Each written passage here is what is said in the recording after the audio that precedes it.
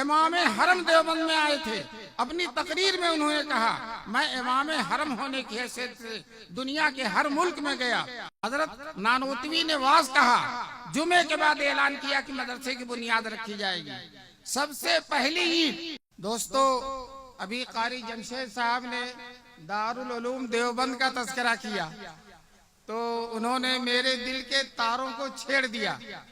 دارالعلوم دیوبند کیا ہے؟ انگریزوں نے جب ہندوستان میں اسلام کو مٹانے کی کوشش کی, 70,000 سے زیادہ علماء کو پھانسی دے دیا. شہر دہلی میں بہت سے مدرسے تھے, بہت سی مسجدیں تھیں, سب کو ختم کر دیا. اور 1857 کے بعد انہوں نے ظلم و ستم کی, اسلام کو مٹانے کی انتہا کر دی. حتیٰ کہ جب انگریزوں کی حکومت قائم ہو گئی تو انگریزوں کا مغرور وزیر تعلیم لارڈ میکالے اس نے اعلان کر دیا اب پورے ملک میں ہماری حکومت ہو گئی ہے, ہماری بادشاہت ہو گئی ہے, ہم ایسے ہندوستانی بنائیں گے جو صورت و شکل کے اعتبار سے ہندوستانی ہوں گے اور ذہن و دماغ کے اعتبار سے انگریز ہوں گے. ہم سب مسلمانوں کو انہوں نے انگریز بنانے کا ارادہ کیا. اللہ تعالیٰ نور سے بھر دے بزرگان دیوبند کی قبروں کو. مولانا قاسم نانوتوی, مولانا رشید احمد گنگوہی, حاجی امداد اللہ مہاجر مکی اور ان کے رفقا کو. ان حضرات نے ٹاٹ اور بوریے پر بیٹھ کر بادشاہ کے اور حکومت کے اس اعلان کا مقابلہ کیا. لارڈ میکالے نے کہا تھا ہم ایسے ہندوستانی بنائیں گے جو ذہن و صورت و شکل کے اعتبار سے ہندوستانی ہوں گے اور ذہن و دماغ کے اعتبار سے انگریز ہوں گے. تو ہمارے ان بزرگوں نے اللہ کے بھروسے پر اعلان کر دیا ہم ایسے ہندوستانی بنائیں گے جو مدرسہ قائم کر کے, دارالعلوم دیوبند قائم کر کے, جو صورت و شکل کے اعتبار سے ہندوستانی ہوں گے اور ذہن و دماغ کے اعتبار سے مکی اور مدنی ہوں گے. مسلمانوں بتاؤ ہم مکی اور مدنی ہیں کہ نہیں ہیں؟ ہم ہیں کہ نہیں مکی اور مدنی؟ انگریز کامیاب ہوا یا ہمارے اکابر کامیاب ہوئے؟ ہمارے اکابر کامیاب ہوئے. آج ہر مسلمان کی تمنا ہے, رہتا ہے کسی بھی ملک میں اور اس ملک سے محبت بھی کرتا ہے اور حق بھی ادا کرتا ہے, لیکن ساتھ ساتھ اس کا روحانی اور ایمانی رشتہ مدینے سے ہوتا ہے. وہ کہتا ہے مدینہ جاؤں پھر آؤں, مدینہ پھر جاؤں, تمام عمر اسی میں تمام ہو جائے. بلا لے جلد مدینہ کہ ہے امیر کو خوف, کہیں نہ عمر دو روزہ تمام ہو جائے.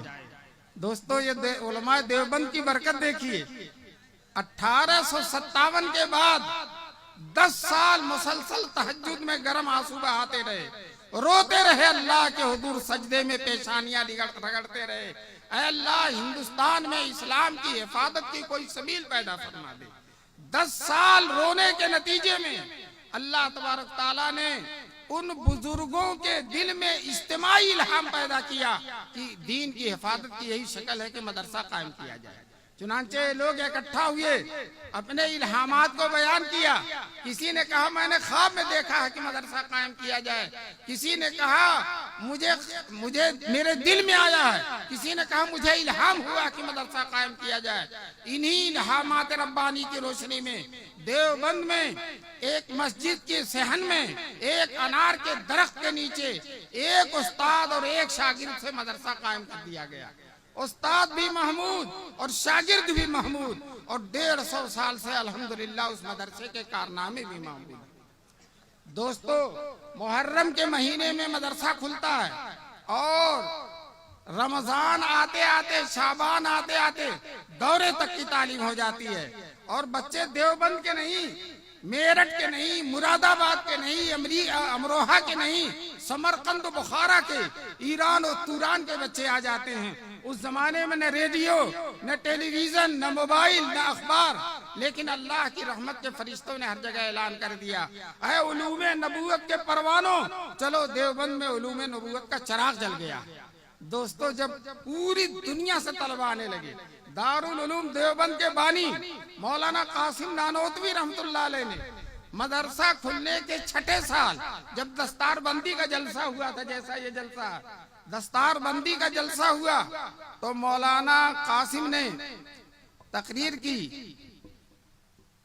کہ ماشاء اللہ ہمارے مدرسے کو اللہ نے توقع سے زیادہ قبول کیا. کچھ بچے مدینے میں پڑھتے تھے، مکے میں پڑھتے تھے. جب انہیں معلوم ہوا کہ دیوبند میں مدرسہ کھل گیا ہے تو سارے بچے مکے اور مدینے سے دیوبند میں آ گئے. دوستو، جب بچوں کی تعداد زیادہ ہوئی تو طے کیا گیا کہ کوئی عمارت ہونی چاہیے. مسجد میں کب تک رہیں گے؟ چنانچہ اعلان ہو گیا فلاں دن جمعے کے دن مولانا قاسم نانوتوی کا واز ہوگا اور واز کے بعد مدرسے کی بنیاد رکھی جائے گی. دوستو، جو ہے سارے اولیاء اللہ اکٹھا ہو گئے. اس زمانے میں اطراف میں جتنے اولیاء اللہ تھے سب اکٹھا ہو گئے. حضرت نانوتوی نے واز کہا، جمعے کے بعد اعلان کیا کہ مدرسے کی بنیاد رکھی جائے گی. سب سے پہلی عید میاں جی منع شاہ نے رکھی، جو دیوبند کے سید تھے، جن کے بارے میں کہا جاتا تھا گناہ کرنا تو دور کی بات ہے، ان کے دل میں گناہ کا خیال بھی نہیں آتا تھا. سب سے پہلی عید انہوں نے رکھی. دوسری عید حضرت احمد علی سہارنپوری جو شارح بخاری تھے انہوں نے رکھی. تیسری عید قطب عالم مولانا رشید احمد گنگوہی نے رکھی. جو اصل بزرگ ہیں میر کارواں مولانا قاسم نانوتوی، وہ دور کھڑے ہیں. عاجزی اور ان کے ساری بہت ہے. لوگوں نے کہا حضرت آپ بھی بنیاد رکھ دیجئے. بہت کہنے پر چوتھی عید مولانا قاسم نے رکھی اور رو رو کر دعا کیا، اے اللہ اس مدرسے کو آپ قبول فرما لیجئے. چنانچہ اللہ نے اتنا قبول کیا. امام حرم دیوبند میں آئے تھے. اپنی تقریر میں انہوں نے کہا، میں امام حرم ہونے کی حیثیت سے دنیا کے ہر ملک میں گیا اور جہاں بھی میں گیا دارالعلوم دیوبند کا فیض سورج اور چاند کی طرح چمک رہا پوری دنیا میں. دوستو، دارالعلوم دیوبند کے بانی مولانا قاسم نانوتوی رحمۃ اللہ علیہ نے بچپن میں خواب دیکھا تھا میں خانہ کعبہ کی چھت پر ہوں اور میرے جسم سے دودھ کی نہریں نکل کر ہر طرف جا رہی ہیں. کسی عارف کامل نے اس خواب کی تعبیریں بتائی تھی. یہ بچہ بڑا ہو کر حضور پاک صلی اللہ علیہ وسلم کے دین کی ایسی خدمت کرے گا جس کا فیض پوری دنیا میں جائے گا. دوستو، آج دنیا کے کسی ملک میں چلے جائیے. ابھی میں چند سال پہلے دیوبند میں بہت بڑے محدث ہیں، بہت بڑے عالم ہیں، حضرت مولانا نعمت اللہ شیخ الاسلام کے شاگرد ہیں. ان کے ساتھ میں فیجی گیا. فیجی دنیا کا سب سے پہلا ملک ہے. وہی سے دنیا شروع ہوتی ہے. سب سے پہلے فجر کی نماز پوری دنیا میں وہی ہوتی ہے. چلتے رہے 14-15 گھنٹہ چلنے کے بعد جہاز جزیرے میں اترتا ہے. 3 جزیرے ہیں، تینوں جزیروں میں گئے. ہر جگہ بخاری شریف کی تعلیم ہو رہی ہے.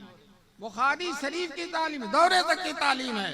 ہم نے ان مولویوں سے پوچھا آپ لوگ کہاں سے پڑھ کر آئے ہیں؟ کہنے لگے ہم دارالعلوم دیوبند سے پڑھ کر آئے. وہاں بھی دارالعلوم دیوبند کا فیض. کسی شاعر نے کہا ہے، اڑائے کچھ ورق نرگس نے، کچھ لالے نے، کچھ گل نے، چمن میں ہر طرف بکھری ہوئی ہے داستان میری. دوستو، آج پوری دنیا میں جو دین کی لہر ہے اور اس ملک میں جو مسجدیں ہیں، مدرسے ہیں، خانقاہیں ہیں، دین کی تعلیم ہے، سب کا سب فیض ہے دارالعلوم دیوبند کا. دوستو، انگریزوں نے تو یہ طے کیا تھا کہ دارالعلوم دیوبند کو مٹا دینا، ختم کر دینا. بڑی سازش کی تھی. لیکن دوستو، میں آپ سے پوچھنا چاہتا ہوں، دارالعلوم دیوبند ختم ہوا یا انگریزی ختم ہو گئے؟ انگریزی ختم ہو گئے. اور دارالعلوم دیوبند اس وقت بھی تھا، آج بھی ہے اور انشاءاللہ قیامت تک رہے گا. اور دارالعلوم دیوبند ہی نہیں، یہ سارے مدرسے انشاءاللہ قیامت تک رہیں گے. آپ کا یہ مدرسہ ضیاء العلوم جس نے اس علاقے میں شاندار خدمات انجام دی ہے، انشاءاللہ یہ بھی صبح قیامت تک باقی ہے.